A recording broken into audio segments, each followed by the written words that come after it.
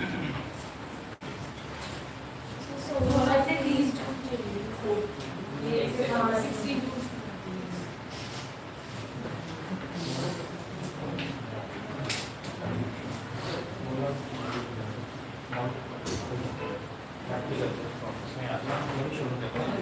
Good evening all, online वाले भी और आपको भी। शीट्स आ जाएंगी, इसको इकट्ठा करते हैं, ठीक है। अभी और स्टूडेंट हैं, उनकी क्लास होनी है आपका। तो शुरू करते हैं। शीट्स आ जाएंगी जिनको नहीं मिल रही, ठीक है। National internet exchange of India, सीधा क्वेश्चन, कब शुरू हुआ? आंसर 19 जून 2003 को। इसमें सिर्फ आपको यही देखना है। और इसमें एक और इम्पॉर्टेंट बात, कौन सी मिनिस्ट्री के अंडर है? और ये पेपर का क्वेश्चन रहता है, इसकी full form MeitY, ministry of electronics and information technology, MeitY की फुल फॉर्म। और मेटी की फुल फॉर्म के साथ साथ ये कब बना था? तो 19 जून 2003 को, national internet exchange of India. ये इम्पोर्टेंट है, ध्यान सामने रखना। ये सुना आपने NHAI, national highway authority of India, जो किसके अंदर है? आजकल कौन है मिनिस्टर इसके? नितिन गडकरी। अब देखो पेपर के क्वेश्चन में NHAI कब बना? तो आंसर 1998। इसने काम करना कब शुरू किया? 1995। कौन सी मिनिस्ट्री के अंतर्गत है? पेपर में क्वेश्चन बनेगा, नॉलेज शेयरिंग प्लेटफॉर्म किसने शुरू किया? तो आंसर नेशनल हाईवे अथॉरिटी। अब ये नॉलेज शेयरिंग प्लेटफॉर्म है क्या? नॉलेज शेयरिंग प्लेटफॉर्म में आपको रहेगा कि जैसे मैं हूँ, आप हैं, कोई भी सिटीजन है इंडिया का, आपके पास कोई आइडिया है, तो आप उस आइडिया को national highway authority of India से शेयर कर सकते हैं। एनवायरनमेंट, अगर आपको चिंता है कि हमारे पहाड़ जो हैं बिल्कुल ही इनको काट काट के बड़ी बड़ी सड़कें बनाई जा रही हैं, 4 लेन बना रहे हैं और बिल्कुल भी ध्यान नहीं रख रहे हैं, आपके पास कोई आइडिया है एनवायरनमेंट से रिलेटेड, सेफ्टी से रिलेटेड, तो आप उसको शेयर कर सकते हैं। क्या नाम है प्लेटफॉर्म का? Knowledge platform. देखो काम क्या है, टू शेयर, इसके लिए ठीक है। सीधा क्वेश्चन बनेगा कि नॉलेज शेयरिंग प्लेटफॉर्म किसका, कब शुरू हुआ? 1988। काम करना कब शुरू किया? 1995। अपना आइडिया शेयर करें, कोई भी सिटीजन हो इंडिया का, अगर आपके पास कोई नया आइडिया है कि हाँ जी सड़क ऐसे नहीं ऐसे बने, उसके लिए यानी डेवलपमेंट में आपका भी योगदान, ठीक है। तो NHAI। सीधा क्वेश्चन पेपर का, बलिदान स्तंभ कहाँ पे है? तो आंसर कौन है J&K के लेफ्टिनेंट गवर्नर? मनोज सिन्हा। और लद्दाख के ठीक है। तो यहाँ से सीधा क्वेश्चन यही बनेगा। सीधा पूछेंगे, ग्रह ज्योति स्कीम कौन सी सरकार की है? ठीक है। ग्रह ज्योति स्कीम एक सेंट्रल गवर्नमेंट की स्कीम है, हाउसिंग फॉर ऑल, सुना आपने? ये कब है टारगेट कि सबको घर मिलना चाहिए? दिसंबर 2024 तक, ठीक है। 31 दिसंबर 2024 तक टारगेट है। किसके अंडर? कि जिसके पास घर नहीं, जो झुग्गी झोपड़ियों में रहते हैं, उनको बना के घर देना है। किसने? Government of India. कर्नाटक की है गृह ज्योति स्कीम और गवर्नमेंट ऑफ इंडिया की है हाउसिंग फॉर ऑल, ठीक है। आपके आसपास आपने इर्द गिर्द लोग देखे होंगे जिनके पास घर नहीं थे, तो उनको पैसे दिए गए हैं। हर स्टेट की अलग स्कीम है, सेंटर की अलग स्कीम है कि 2024 तक सबके पास अपना है, ठीक है। याद रखना इसको, हाउसिंग फॉर ऑल का टारगेट क्या है? 31 दिसंबर 2024। ये तो सबको पता होगा। चंद्रयान 3 किसने लॉन्च किया? इसरो की फुल फॉर्म बोलो। इसरो कब बना? 1969 में। कब बना? 1969 में। इसरो का पुराना नाम बोलो। गुड, बोल रहे हो कुछ, क्या बोला? पुराना नाम इनकोस्पर। क्या नाम है पुराना? ये देखो, Indian national committee for space and research, लिख लो अपने पास। इनको पर पुराना नाम है इसरो का। ये पढ़ा 1962 में और 9 में नाम हो गया ISRO, Indian national committee for space and research. 1960 और 69 में इसरो का हेडक्वार्टर बेंगलुरु। कहाँ पे है? इसरो के आजकल चेयरमैन एस सोमनाथ। इसरो का पहला सैटेलाइट आर्यभट्ट कब लॉन्च हुआ? 1970। किसने लॉन्च किया? रशिया नहीं था उस टाइम पे, यूएसएसआर, ठीक है, union of Soviet socialist Republic. USSR का डिसइंटीग्रेशन हुआ 1991, तब बना आपका। इसरो के क्वेश्चन पेपर में आते हैं। इसरो का हेडक्वार्टर कहाँ है? इसरो का पहला सैटेलाइट कौन है? अब इसरो कहाँ की स्पेस एजेंसी है? अपने पास लिखो,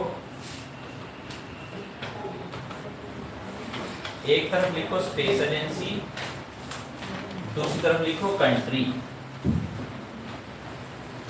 तो चाइना की स्पेस एजेंसी का नाम, इंडिया की space agency, Japan, Russia, Europe, Pakistan, America, इन सब की एजेंसियां, Russia, India, China, Japan, Europe, Pakistan, America, इन सब की स्पेस एजेंसी जो है उनका नाम क्या है? ये आप लिखेंगे, मैं नहीं। ठीक है, पेपर में क्वेश्चन बनता है यहाँ से कौन कौन है। चलूं आगे। इससे पहले भी हमने पढ़ा था जीआई टैग की फुल फॉर्म। एक्ट कब आया? शुरू काम कब किया? कितने सालों को वैलिड होता है? कौन सा डिपार्टमेंट, कौन सी मिनिस्ट्री, सारी बातें हुई हैं। तो यूपी से किसको मिला? 7 प्रोडक्ट। इससे पहले कर्नाटका का क्या था? पूरा नाम कड़ी इशाद मैंगो, ठीक है, उसको मिला था कर्नाटका से। पेपर का क्वेश्चन है ये। नेक्स्ट, ये भी एक इंपॉर्टेंट स्कीम है, पीएम प्रणाम स्कीम। प्रणाम की फुल फॉर्म देखो, प्राइम मिनिस्टर प्रमोशन ऑफ, ठीक है, सीधा जो क्वेश्चन बनेगा प्रणाम की फुल फॉर्म क्या है, ठीक है जी। तो प्रणाम की इस फुल फॉर्म में जो क्वेश्चन निकल के आता है, ये क्या लिखा है? गोबर गैस यानी कि बायो पेस्टिसाइड। क्या है ये? बायो पेस्टिसाइड या बायो हर्बिसाइड। ये जो हमारे जितने भी पेस्टिसाइड केमिकल्स वगैरह है ना, उनसे भी नुकसान होता है। तो बोला कि उस नुकसान से बचना है, हेल्थ के इशू है, प्रोडक्टिविटी का इशू है, तो हमें इससे ऊपर उठ के आगे कैसे निकलना है, उसके लिए ही जो स्कीम है वो है प्रणाम स्कीम। क्या नाम है उसका? प्रणाम। तो प्रणाम स्कीम का एक ही यूज है, अल्टरनेट न्यूट्रिएंट, यानी उनको बढ़ावा देना जो वाली चीजें हमारे हेल्थ के लिए बेटर है। ठीक है बात, तो अंडरलाइन कर लो इस वाली चीज को भी।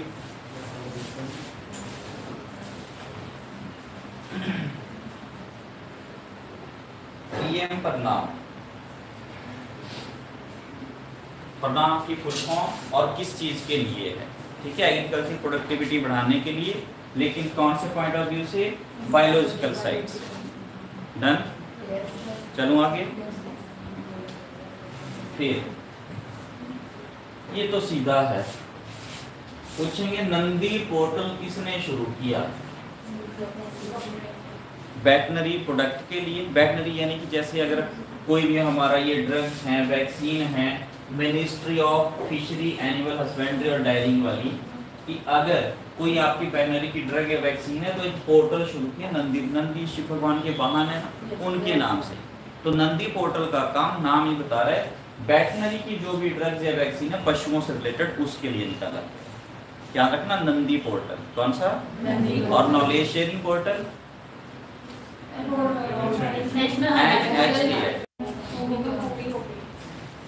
पे चल रही, बीच में रुक रही है। आगे चलो।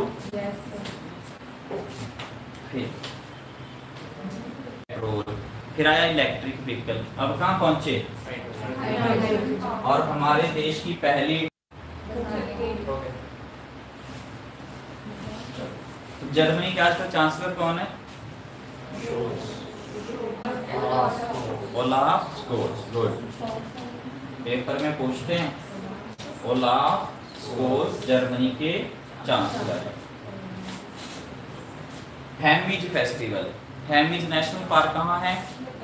तो हैमिज फेस्टिवल कहाँ सेलिब्रेट करेंगे? कहाँ पे? हैमिज फेस्टिवल के साथ वहाँ एक और डांस होता है, छम डांस। याद रखना, अंडरलाइन कर लो इसको, छम डांस कहाँ होता है? लद्दाख में छम डांस। लद्दाख के गवर्नर मैंने आपको बताया वीडी मिश्रा। वहाँ फेस्टिवल लोसर फेस्टिवल, टकटॉक फेस्टिवल, इसको भी अंडरलाइन करना। लोसर फेस्टिवल और टकटॉक फेस्टिवल। डन। लोसर फेस्टिवल क्या है? लोसर फेस्टिवल जो तिब्बत वाले लोग रहते हैं ना, बौद्धिज्म को फॉलो करने वाले, तिब्बतियों का न्यू ईयर, उसको क्या कहते हैं? पेपर में क्वेश्चन बनता है, व्हाट इज लोसर फेस्टिवल? तो तिब्बतियन का न्यू ईयर ही लोसर फेस्टिवल है। डन। चलूं आगे। क्रिटिकल क्या होता है? जब कोई हॉस्पिटल में एडमिट होता है तो बोलते हैं क्या है? क्रिटिकल। क्रिटिकल मतलब, क्रिटिकल का मतलब कि उसकी हमें जरूरत है पर वो डेंजरस सिचुएशन में है, उसको बोलते हैं क्रिटिकल। तो हमारे यहाँ कुछ मिनरल भी हैं इंडिया में, सीधा पूछने के कितने हैं, तो कितने हैं? उनकी हमारे को जरूरत है पर मिल नहीं रहे। ये देखो, crucial to modern day but are at, और कितने हैं? उसमें एक कौन है? लिथियम का क्या है आपके पास? फोन की बैटरी। तो सबको चाहिए, किसी के पास तो 2-3 फोन भी हैं। हमारे लिए जो है मॉडर्न डे लाइफ में बहुत जरूरी हैं, पर कहाँ पे हैं? रिस्क पे, खत्म हो रहे। तो ऐसे क्रिटिकल मिनरल कितने हैं इंडिया में? 30, जिसकी जरूरत है पर मिल नहीं रहे। तो नाम नहीं याद करने, सिर्फ याद करना है कितने हैं। तो कितने हैं? चलो आगे। सीधा question, Dibrugarh wild life sanctuary कहाँ पे है? तो आंसर उड़ीसा के कौन से डिस्ट्रिक्ट में? साथ में उसके कौन सा डैम है? हीराकुंड डैम। कौन सी नदी पर है? महानदी। और अगला इंपॉर्टेंट इसी में ही, ऐसा नहीं कि पहली है, पूछेंगे उस वाइल्ड लाइफ सेंचुरी का नाम बताओ जिसमें अब ह्यूमन की सेटलमेंट अलाउड नहीं। कोई भी नेशनल पार्क हो, कोई भी वाइल्ड लाइफ सेंचुरी, उसमें ह्यूमन का जाना जरूर, मतलब जाना अलाउड होता है। आप वहाँ जा सकते हैं, कईयों को तो घर भी रहते हैं उसके अंदर ही, एरिया ही डेजिग्नेट हुआ है। लेकिन ये पहले नहीं है, पर ये एक लेटेस्ट ऐसी वाइल्ड लाइफ सेंचुरी है जिसका अब क्या अलाउड नहीं है? ह्यूमन सेटलमेंट, किसी का वहाँ रहना अलाउड नहीं। जो कहाँ पे है? Dibrugarh wild life sanctuary, Orissa का डिस्ट्रिक्ट। और किसके पास है? हीराकुंड डैम। कैसा डैम है? महानदी पे है, पर कैसा डैम है? Longest dam. ठीक है, हीराकुंड डैम। पेपर का क्वेश्चन है ये, हीराकुंड डैम लॉन्गेस्ट इंटरनेशनल। बहुत इंपॉर्टेंट चीज, ये फुल फॉर्म पता है आपको? Asian infrastructure investment bank. Asian infrastructure investment bank. ठीक है, अब सामने देखो, न्यूज़ पे बाद में। AIBB कितनी कंट्री इसकी मेंबर हैं? बना कब? हेडक्वार्टर कहाँ है? सबसे ज्यादा शेयर किसका है? नंबर 2 पे। जब बना तो टोटल पैसा कितना था? $100 बिलियन। आज की डेट में इसकी कितनी कंट्रियां मेंबर हैं? इंडिया इसका क्या है? करंट में क्या है? कनाडा इससे बाहर हो गया। ये एशियन इंफ्रास्ट्रक्चर इन्वेस्टमेंट बैंक, मैंने आपको शुरू में करंट अफेयर में बताया था वर्ल्ड बैंक और ये दोनों वेस्टर्न कंट्री के फाइनेंशियल इंस्टीट्यूशन है। उनको बैलेंस करने के लिए एशिया वालों ने क्या बना दिया, एशियन इंफ्रास्ट्रक्चर इन्वेस्टमेंट बैंक। ठीक है, इसकी सारी एक एक लाइन, एक एक वर्ड इंपॉर्टेंट है इसका। कब बना, आपकी शीट में सारा लिखा होगा, कब बना, कौन इसका मेंबर है, इंडिया कौन कैसा मेंबर है, सबसे ज्यादा शेयर चाइना का है, दूसरे नंबर पे इंडिया का है, आज की डेट में 100 से ज्यादा कंट्रीज की मेंबर हैं। पर क्विट किसने कर दिया, कनाडा के prime minister Justin Trudeau. Capital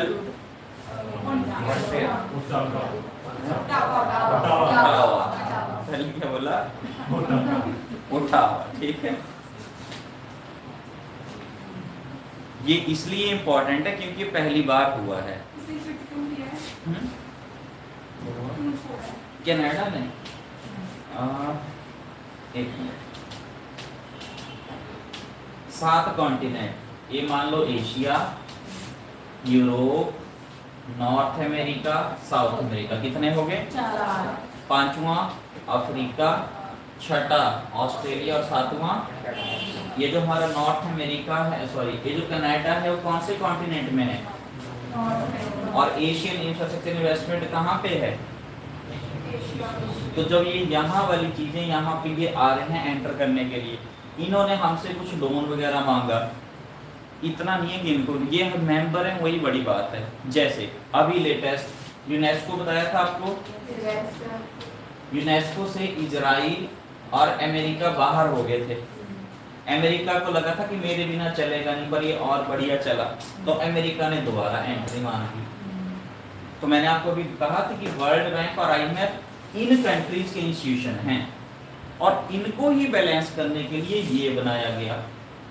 अब हमने लोग जो एशिया वाले उनको देना, किन को लगना देने, ये और ज्यादा मांगते हैं। इतना नहीं है कि हम ये मेंबर बने हैं, इनका कुछ शेयर है, वो बड़ी बात है। पर अगर ज्यादा लोन मांगे तो एशियन जो एशिया के लिए ज्यादा है।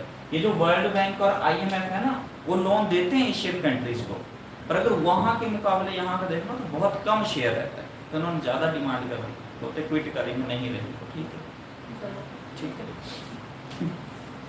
फिर नेक्स्ट, ये इंपॉर्टेंट चीज है, यूके की पहली लेडी हैं जो पाकिस्तान के लिए एनवो अपॉइंट की ब्रिटेन ने, नाम है जेने मैरियट। बहुत जरूरी है, जहां भी वुमेन एम्पावरमेंट से रिलेटेड चीज मिले उसको पढ़ दो। जेने मैरियट पहली लड़की यूके की, एम्बेसी होते हैं ना हर कंट्री में, वहां पे होता है, तो पहली है यूके की, जिसको कहाँ भेजा, इससे पहले कभी नहीं भेजा, इसलिए इंपॉर्टेंट है इनका नाम। ठीक है, क्या नाम है, जेने मैरियट। ये देखो आपकी बात का आंसर, पहली बार किसने, किस चीज के लिए, कहाँ पे, पहली बार रोड सेफ्टी के लिए प्रोजेक्ट शुरू किया वर्ल्ड बैंक ने। कब बना वर्ल्ड बैंक, तब से लेके आज तक, इनको याद नहीं है, पहला प्रोजेक्ट शुरू करने जा रहे हैं, इसलिए AIIB का बनाना जरूरी था पहला। जबकि रोड सेफ्टी कितनी इंपॉर्टेंट चीज है, और रोड की जो इंपॉर्टेंस है वो पहले से है, ऐसा नहीं कि आज बढ़ी है, पर इन्होंने कभी प्रोजेक्ट शुरू नहीं किया। तो पेपर में आएगा कि प्रोजेक्ट कहाँ शुरू हुआ, तो आंसर किसने शुरू किया, किसके लिए, और ये क्या है, पहला प्रोजेक्ट है जो चलेगा। बांग्लादेश यानी कहाँ हुआ, साउथ एशिया, पहला प्रोजेक्ट है ये, इसीलिए हमें AIIB की जरूरत है। चलो आगे, ये तो आपको सब पता है, वर्ल्ड बैंक के प्रेसिडेंट बातें हो चुकी हैं। ये देखो एक और बात, यूनाइटेड नेशन, सारी बातें हुई हैं, 6 ऑर्गन, न्यूयॉर्क में headquarter, international court of justice, total बातें हुई हैं। ठीक है, अब क्या है, पहली ऐसी ट्रीटी जो मैरीन लाइफ को है सेफगार्ड करेगी। सीधा क्वेश्चन बनेगा, वो वाली ट्रीटी किसने शुरू की, तो आंसर यूएन मेंबर्स के। यूएन मेंबर्स यानी यूएन की कितनी कंट्रियां मेंबर है आज की डेट में, 193। तो इन मेंबर ने सबने पहली बार जो मैरीन स्पीशीज हैं उनको प्रोटेक्ट करने के लिए जो एक नया प्लान, एक नया प्रोजेक्ट शुरू किया। ठीक है, यूएन के सेक्रेटरी जनरल कौन सी कंट्री? पुर्तगाल। कहाँ से? और WHO के टेड्रोस अधनॉम कौन सी कंट्री? इथोपिया। बताया है आपको, इथोपिया। अगला देखो, शुरू में करंट अफेयर को टाइम लगता था, अब टाइम लगने की जरूरत नहीं, क्योंकि मैं खुद अपने आप में एक्सप्लेन। नाटो बताया था, नॉर्थ अटलांटिक कितने मेंबर? 31। लेटेस्ट लेटेस्ट है फिनलैंड। नाटो ने अभी सामने देखो, नाटो ने भी प्रपोजल दिया इंडिया को, बोले तुम ना नाटो का मेंबर बन जाओ। इंडिया जब आजाद हुआ था 47 में, तो 2 सुपर पावर थी, कौन कौन? रशिया आज का, उस टाइम का अमेरिका, और उसके सहयोगी देशों ने अपनी एक मिलिट्री अलायंस बना ली जिसका नाम था रशिया, और उसके सहयोगी देशों ने बना ली वर्सा पैक्ट। बताया था। ये आज की डेट में नहीं है क्योंकि यूएसएसआर ही खत्म हुआ, ये आज भी चल रहा है। तो इंडिया ना यहाँ गया ना इंडिया यहाँ गया, इंडिया ने क्या बना लिया अलग से? नॉन अलाइन मूवमेंट, सुना होगा, गुट निरपेक्षता आंदोलन। तो इंडिया किसी की तरफ नहीं गया। पेपर का क्वेश्चन, नाम का पहला मूवमेंट कब हुआ? तो आंसर कहाँ हुआ? बेलग्रेड में। कहाँ हुआ? बेलग्रेड। नॉन अलाइन मूवमेंट का 1961। तो इंडिया जब आजाद हुआ, हम तब नहीं गए ना नाटो के साथ ना, अब हमें कह रहा है नाटो की हमारे साथ मिलके जाओ। हमने बोला हमें जरूरत नहीं है। प्रपोजल दिया था, इंडिया ने मना कर दिया। लेकिन नाटो में जो 31 मेंबर हैं, उसके अलावा और कितने हैं? और किसको भी कह रहे थे? इंडिया ने क्या कर दी? अब 5 और कौन है? ये पेपर का क्वेश्चन है। तो नाटो में 5 और कंट्रियां, Australia, Japan, Israel, South Korea. India नहीं है इन 5 में। इंडिया ने पेपर में क्वेश्चन आएगा कि इंडिया ने proposal accept, reject, both, none. तो इंडिया ने रिजेक्ट किया, हम नहीं जाएंगे। और जब ये इंपॉर्टेंट है तो इसके साथ साथ आप सोचेंगे नाम के बारे में। नॉन अलाइन मूवमेंट 1960 पहली कहाँ पे हुई कॉन्फ्रेंस? फिर वो भी पेपर में। क्लियर हो रही है बातें? ये तो सबको पता होगा। सबमर्सिबल टाइटैनिक जो घूमने गए थे 2 करोड़ की टिकट लेके, हट के नहीं आए वापिस। पेपर में पूछेंगे कौन सी कंपनी जो टूरिज्म कराती थी ओशियन वाला? वो थी ओशियन गेट। देखो लिखा है नहीं, ओशियन गेट। और ये 2010 से टूरिज्म करा रही है, ओशियन टूरिज्म, ओशियन गेट। क्या नाम है? Ocean gets.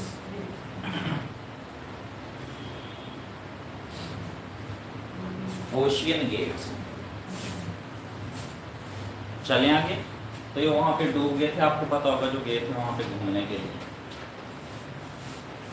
ये गलत बात है, पाकिस्तान ने बैन ही कर दी। हम यहाँ बोलते हैं कम करो। इंडिया जैसा देश जहां पे ईद की, दिवाली की, क्रिसमस, अभी 2 दिन पहले था मुहर्रम, इन्हीं का इस्लाम रिलीजन को फॉलो करने वाले का सैटरडे की फ्राइडे को, उस दिन भी छुट्टी। उसके बाद गौतम बुद्ध का, बुद्धों का आता है, उस दिन भी छुट्टी। इन्होंने छुट्टी तो क्या करनी है, सेलिब्रेट करने को मना कर रहे। ये हालात है। तो पूछेंगे कि अभी कौन सी कंट्री जिसने बैन की होली? तो आंसर पाकिस्तान के प्राइम मिनिस्टर शहबाज शरीफ। कौन सी पार्टी? गुड, बोलो। पाकिस्तान मुस्लिम लीग। और ब्रैकेट में है N, N for Nawaz. Nawaz Sharif थे ना प्राइम मिनिस्टर पहले। नवाज शरीफ के भाई हैं कौन? जो आज की डेट में प्राइम मिनिस्टर पाकिस्तान के, तो उनकी पार्टी है PML ब्रैकेट में N फॉर नवाज। दूसरी पार्टी इमरान खान भी थे इससे पहले प्राइम मिनिस्टर, कौन सी पार्टी के? बोलो, पेपर में क्वेश्चन बनते हैं ये। पाकिस्तान तहरीक इंसाफ लिख लो अपने पास, पाकिस्तान तहरीक इंसाफ। उसके मेंबर कौन है? उसके कौन थे प्राइम मिनिस्टर? इमरान, यानी इमरान खान की पार्टी PTI। और पाकिस्तान मुस्लिम लीग नवाज किसकी है? नवाज शरीफ की, जो आजकल प्राइम मिनिस्टर है शहबाज शरीफ, यानी नवाज शरीफ के। चलो आगे, अब देखना सामने न्यूज बाद में। ये बताया था आपको वन बेल्ट वन रोड, ये बताया था चाइना पाकिस्तान इकोनॉमिक कॉरिडोर। कितनी कंट्री हैं ये? 2। तीसरी कंट्री कौन थी? करंट अफेयर में पढ़ा है हमने, चाइना पाकिस्तान इकोनॉमिक कॉरिडोर। तीसरी कंट्री गुड, अफगानिस्तान। तीसरी कंट्री कौन थी? अब चाइना और पाकिस्तान की न्यूक्लियर डील, वो हुई चश्मा न्यूक्लियर कॉम्प्लेक्स। सीधा पूछेंगे चश्मा न्यूक्लियर प्लांट किस किस के बीच में? तो आंसर चाइना और सीधा अगला कनूब 3 प्रोजेक्ट का नाम है, वही वाला वन बेल्ट वन रोड या चाइना पाकिस्तान इकोनॉमिक कॉरिडोर। ये सारी बातें आपसे हो चुकी हैं, ठीक है। तो इसमें याद रखना कनूब 3 भी चाइना पाकिस्तान का ही है और चश्मा भी किसका है? चाइना का। चलूं आगे, सीधा क्वेश्चन, सबसे ज्यादा पंजाबी कहाँ मिलेंगे? क्यों गए?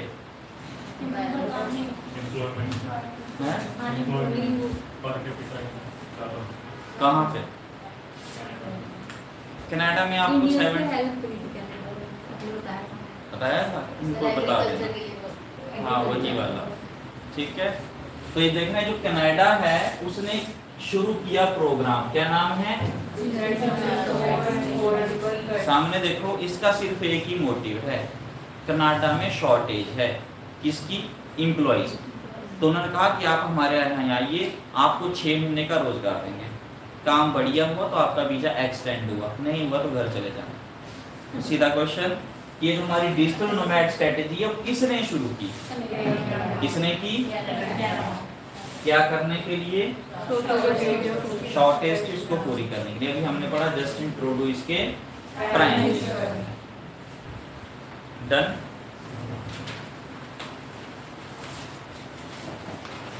यूनाइटेड नेशन पढ़ाया था, तो मैंने आपको कहा था एजेंसी के नाम लिखने, लिखा UNDP भी उसमें। यूनाइटेड नेशन कब बना? 19 हेडक्वार्टर न्यूयॉर्क। एक और था UNEP, बोलो यूनाइटेड नेशन एनवायरमेंट प्रोग्राम कब बना? 1900। हेडक्वार्टर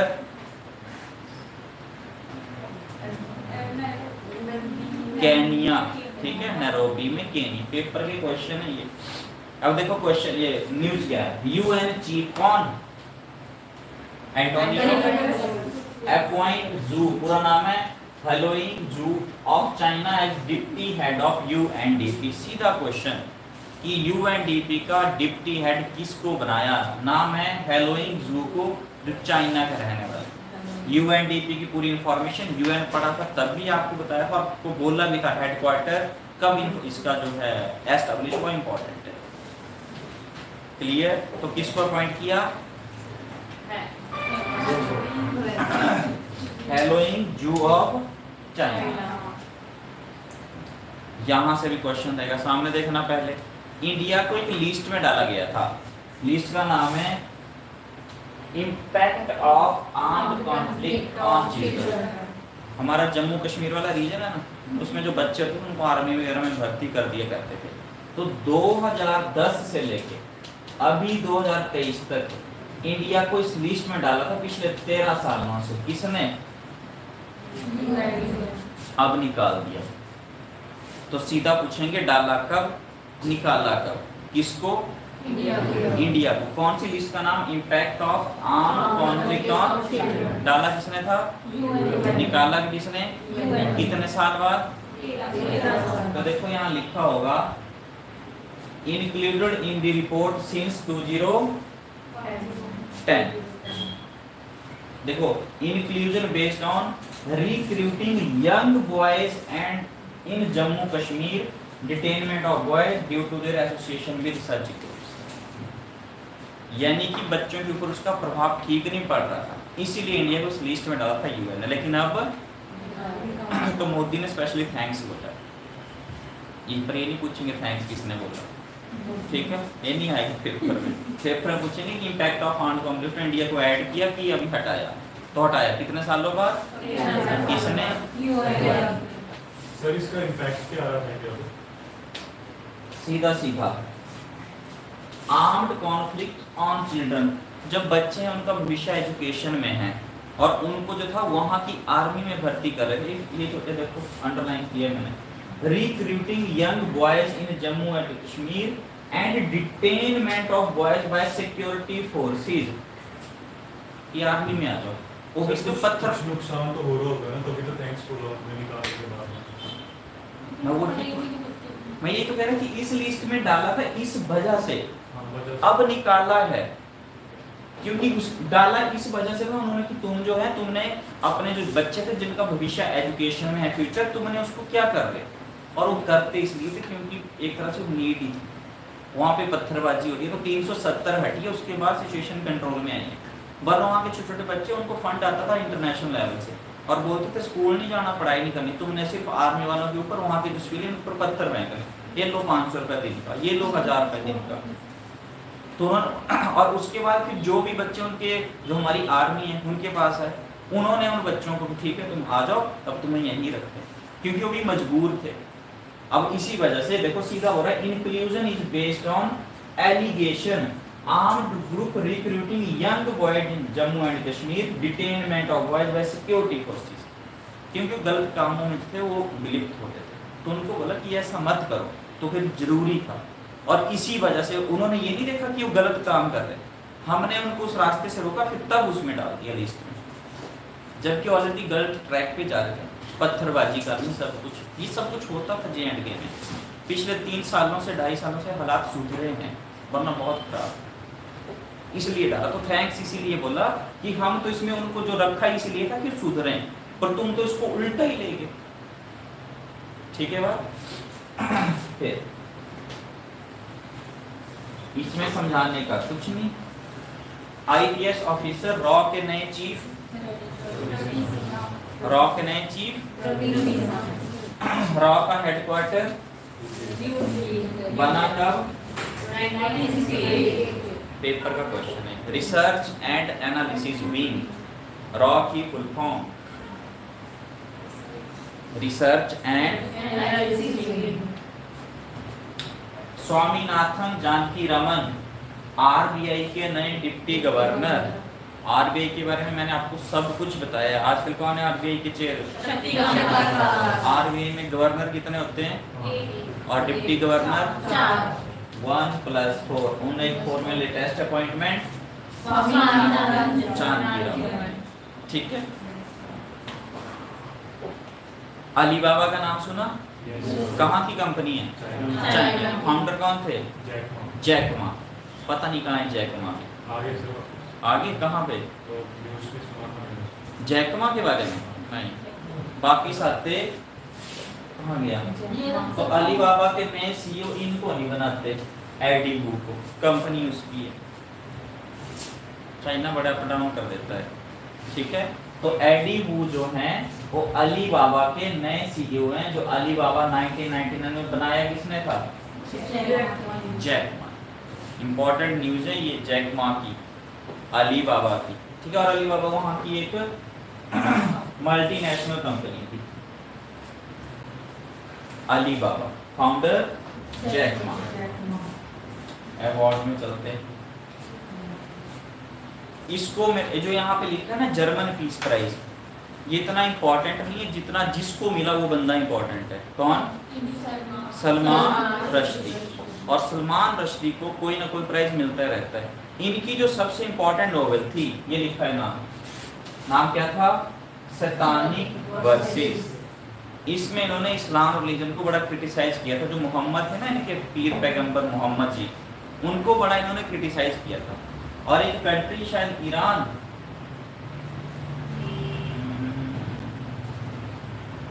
यस ईरान की कंट्री ने इनके अगेंस्ट फतवा जारी कर दिया था कि बस इसको डिटेन करके साइड ही कर दो अब, सलमान रश्दी को। और इसमें मैंने सलमान रश्दी की सारी किताबों के नाम लिखे हैं। पेपर में पूछते हैं कौन सी जो है बुक नोवेल सलमान रश्दी का है, तो midnight children shame, satanic verses, Haroun and sea of story, Moor's last scene, इनकी सारी 2 year 8 month 28 night, golden house, quick छोटे बुक, विक्ट्री सिटी, ये सारी किसकी किताबें हैं? रश्दी। मैं कह रहा हूँ जर्मन पीस प्राइज इतना इंपॉर्टेंट जितना सलमान रश्दी है। तो इनकी सबसे फेमस जो थी वो ये हुई थी।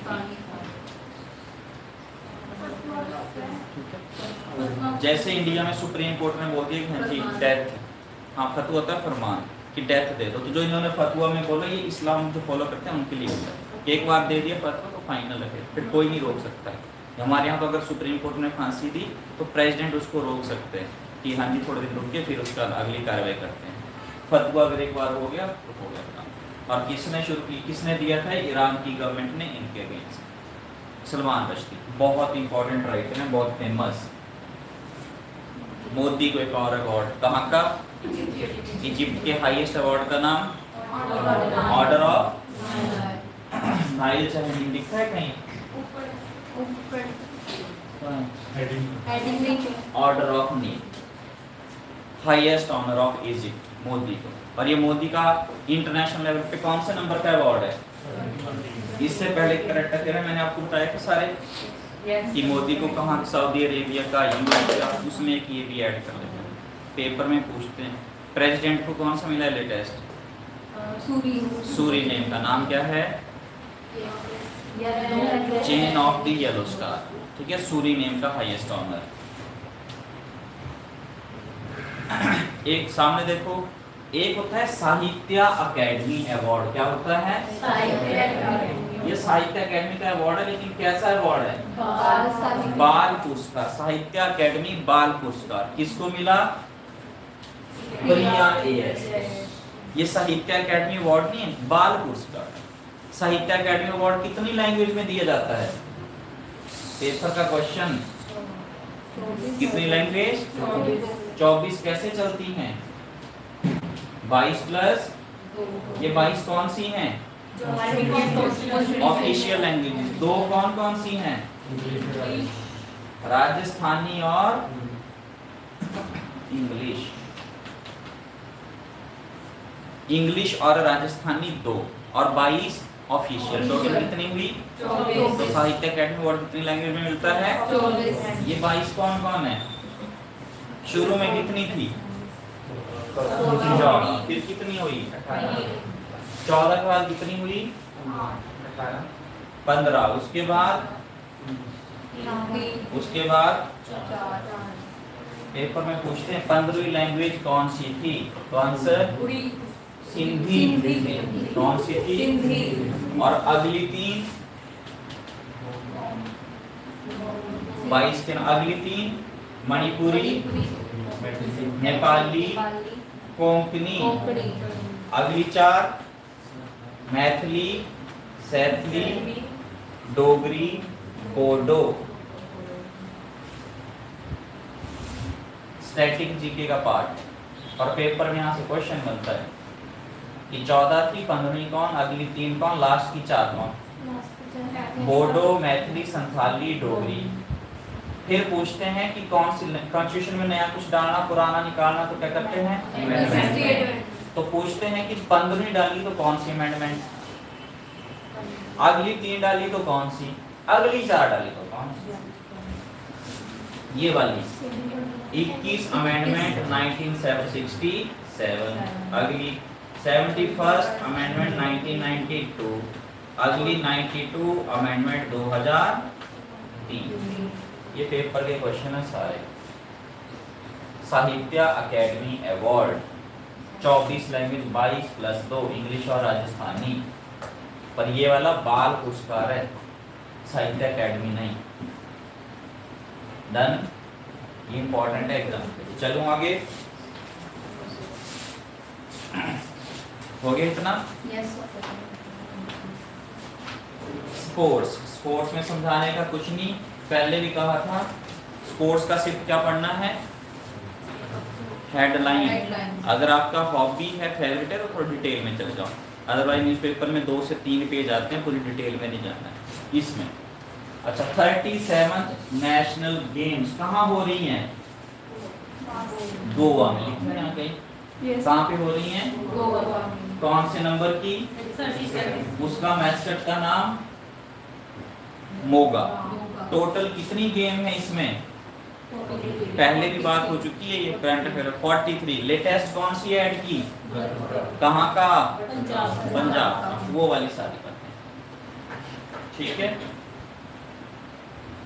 ये जो हमारी नेशनल गेम्स हैं, ये कितने साल बाद होती हैं? हर 2 साल बाद। जो पीटी उषा है, वो इंडियन ओलंपिक एसोसिएशन की आजकल प्रेसिडेंट है। पीटी उषा। पीटी उषा का निक नेम क्या है? कौन सी? स्पेलिंग पेओलिया, क्या बोल रहे हो? पेओली एक्सप्रेस नहीं, वो भी है प्योली और प्योली है। ये ट्रेन चलती है उनके एरिया में, वहाँ केरला में, केरला की रहने वाली है, तो ट्रेन का नाम है प्योली। तो ट्रेन की तरह दौड़ती है, बोले पीटी उषा, इसलिए बोले प्योली एक्सप्रेस। ठीक है, कोई बात नहीं, मेरे साथ भी ऐसा होता है। आगे, फीफा अंडर 17 कहाँ होगा? सामने सीधा लिखा है, कहाँ? फीफा अंडर 17 का अभी लेटेस्ट में चैंपियन कौन है? फीफा के आजकल चेयरमैन कौन है? गियानी इन्फैंटिनो, और हेडक्वार्टर है ज्यूरिख, स्विट्जरलैंड। पेपर के क्वेश्चन है सारे फीफा के। फीफा की फुल फॉर्म?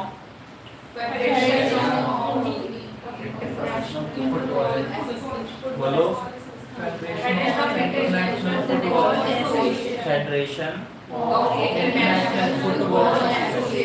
इंडिया नहीं है इसमें, फेडरेशन है, इंटरनेशनल है, फुटबॉल है, एसोसिएशन है। FIFA under 17। फिर स्पेशल ओलंपिक होते हैं, वो वाले बच्चे जो मतलब थोड़ा इनको कोई दिव्यांग एक वर्ड निकाला होती है उनके लिए। तो स्पेशल ओलंपिक वर्ल्ड गेम्स कहाँ होंगी? ये हो चुकी हैं, हम तो अगला पिछला करंट अफेयर पढ़ रहे हैं। कहाँ पे? बर्लिन। कहाँ हुआ? इंडिया ने टोटल कितने मेडल जीते? उसमें से गोल्ड, सिल्वर, ब्रॉन्ज। पेपर का क्वेश्चन। स्पेशल ओलंपिक में इंडिया के टोटल मेडल 202। इंडिया का इंपॉर्टेंट है, कितने मेडल हैं? देन ओलंपिक कितने साल बाद? 4 साल। किसकी याद में? बताया था मैंने ओलंपिक के बारे में। एक गॉड थे, गॉड ज्यूस। पहले मॉडर्न ओलंपिक 1896। सारी बातें बताई हैं, कॉपी खोलो, उसमें सब लिखा है तुमको कि कब शुरू हुए, किसने, ये लड़कियों ने पहली बार कब पार्टिसिपेट किया, विंटर ओलंपिक सेपरेट कब शुरू हुए। ठीक है, ये इंपॉर्टेंट चीजें हैं सारी। Boxing champion Mary Kom named global Indian icon at UK India award. ये तो ठीक है। मैरी कॉम जो है टोटल कितनी बार वर्ल्ड चैंपियनशिप जीत चुकी है? ये तो आप सीधा कर लोगे, हाँ जी हो गया। कितनी बार जीत चुकी है? 6 बार। कितनी बार? 6। मैरी कॉम कहाँ की रहने वाली हैं? मणिपुर। मणिपुर के आजकल हालात ठीक नहीं है, ठीक है, मणिपुर की है Mary Kom. Asian kabaddi championship India beat Iran. सीधा इंडिया ने किसको हराया? किसमें? कबड्डी चैंपियनशिप में। बैंकिंग, बैंक वाले कौन कौन है आप? पहला सवर बैंक, ये रशिया का बैंक है। सवेर bank introduce Indian rupee account for individual in Russia. Russia में अब सवेर बैंक नाम का एक बैंक है जिसमें आपका अकाउंट कौन से उसमें खुलेगा? करेंसी में, इंडियन रुपी में, जबकि रशिया में रशिया का डॉलर चलना था, इंडिया के रुपी में। ऑलरेडी वो किस किस को ये सुविधा दे रहे हैं?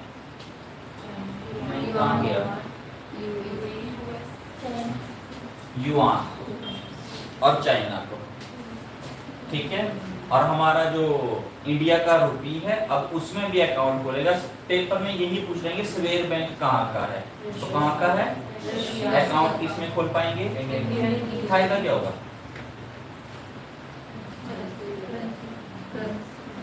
फायदा है किसी ने घूमने जाना है तो यहाँ से उस अकाउंट में पैसे डाल के, या अगर पैसे नहीं डलाने तो कम से कम वहाँ जाके आपको रुपये तो मिल जाएगा। वहाँ पे आप एक्सचेंज करो उनके रूबल को, जो रशिया का डॉलर रहता है रूबल, तो वहाँ पे आपको जब जाएंगे तो ज़्यादा दिक्कत परेशानी नहीं होगी। ऐसे यहाँ पे जो अलर्ट लिस्ट बताई थी पिछले करंट अफेयर में, आरबीआई ने अलर्ट लिस्ट जारी की, ठीक है, जिसमें बताया था कि हाँ जी इस पे एक्सचेंज मत कराना। कितने थे टोटल अलर्ट लिस्ट में? टोटल मेंबर 56 कितने थे? Canara bank offers UPI payment through रुपए क्रेडिट कार्ड। इंपॉर्टेंट चीजें ये, हमारा रुपए कार्ड इंडिया में चलता है और उसको भी कोई नहीं पूछता। अब उसको किसने बोल दिया शुरू? कैनरा बैंक ने। और रुपए का क्रेडिट कार्ड, एक डेबिट भी होता है। डेबिट बनता है जिनके परमानेंट सैलरी या कुछ अकाउंट वगैरह ऐसे रहता है, जिनका सब कुछ सैलरी स्लिप ये हुआ उनका क्रेडिट कार्ड बनता है। तो कैनरा बैंक ने शुरू तो किया, लेकिन रुपए का कौन सा card?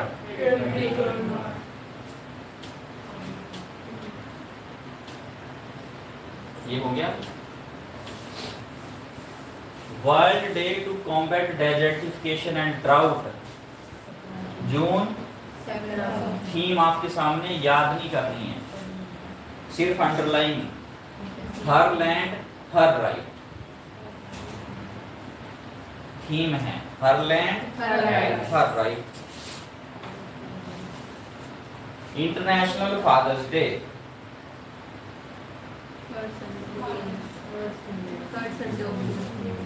Third Sunday of June, 18 June को है इस बार। Mother's day second Saturday of second Sunday of May. इस बार कब था? 14 मई को।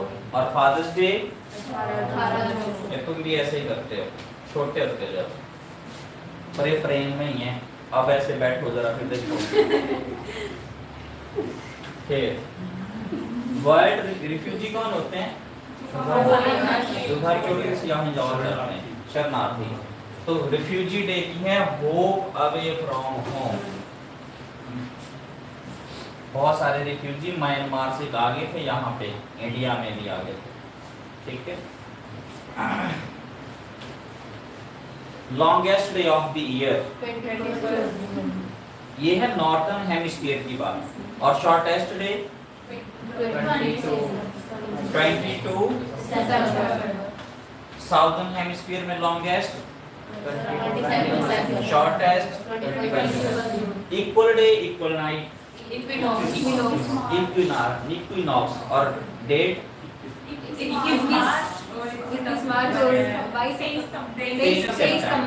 21 मार्च 23 equinox, equal day, equal night. अब पेपर में पूछ लें कि छोटा दिन कौन सा है नॉर्थर्न हेमिस्फीयर का, फिर बोलो बताया नहीं था, तो कौन होगा?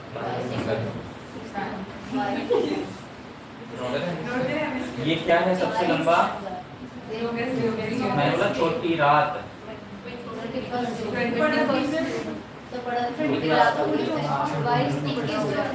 21 जून की होगी। और लंबा दिन है, सॉरी छोटा दिन है 22 दिसंबर, लंबी रात 22।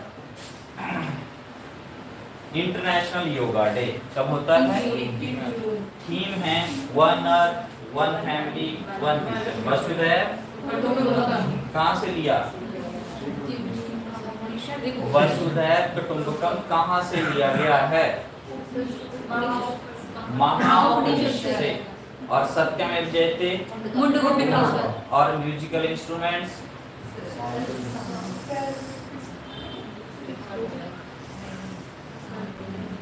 सर से नहीं लिया। छंदोग्य उपनिषद बताया गया, ठीक है। छंदोग्य उपनिषद। इंटरनेशनल ओलंपिक डे इस दिन शुरू हुए थे। तारीख, थीम आपके सामने है, लेट्स मूव। बस लेट्स मूव ही है, बहुत बड़ी नहीं है। World MSME day. MSME होता है माइक्रो स्मॉल मीडियम एंटरप्राइजेस। जब होता है दिन 27 जून। थीम है future ready MSME for India at the rate. कब की बात कर रहा है? इंडिया जब 100 साल का हो जाएगा, 2047 की। 1947 में आजाद हुए। तो माइक्रो स्मॉल मीडियम एंटरप्राइज की डेफिनेशन पता है आपको? माइक्रो किसको कहते हैं? ये हुए सूक्ष्म लघु एवं मध्यम उद्योग। तो कितनी टर्नओवर और कितनी इन्वेस्टमेंट? एक है माइक्रो, एक है स्मॉल, एक है मीडियम। बताओ माइक्रो में इन्वेस्टमेंट, टर्नओवर इसमें इसमें इसमें इसमें नहीं।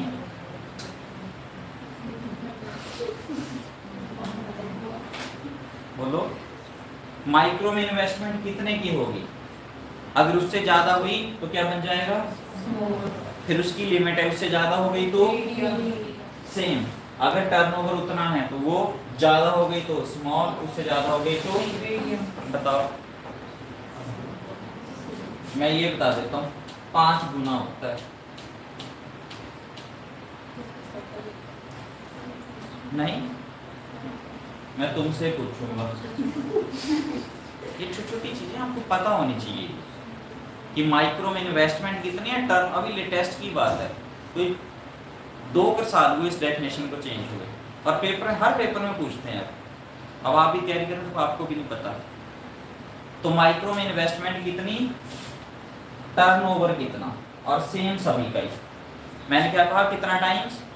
5। जैसे निकालोगे समझ जाओगे बस।